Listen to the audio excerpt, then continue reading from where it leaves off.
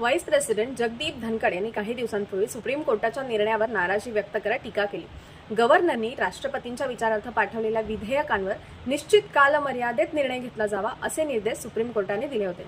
सर्वोच्च न्यायालय कायदे मंडळाचे काम करत असून स्वतःला सुपर पार्लमेंट समजत असल्याची टीका धनखड यांनी केली। तामिळनाडू सरकारच्या 10 विधेयकांना गव्हर्नर आर.एन. रवी यांनी राष्ट्रपतींच्या विचारार्थ पाठवण्यासाठी थांबवून ठेवले होते। तामिळनाडू गव्हर्नमेंटने या विरोधात याचिका दाखल केली असता सुप्रीम कोर्टाने कॉन्स्टिट्यूशनच्या आर्टिकल 142 चा वापर करत सदर विधेयकांना मंजुरी दिली। तसेच गव्हर्नरनी राष्ट्रपतींकडे पाठवलेल्या विधेयकांवर विशिष्ट टाइम पिरियड जो की 3 महिन्यांचा असेल त्यातच निर्णय द्यावा असेही सुप्रीम कोर्टाने स्पष्ट केले होते।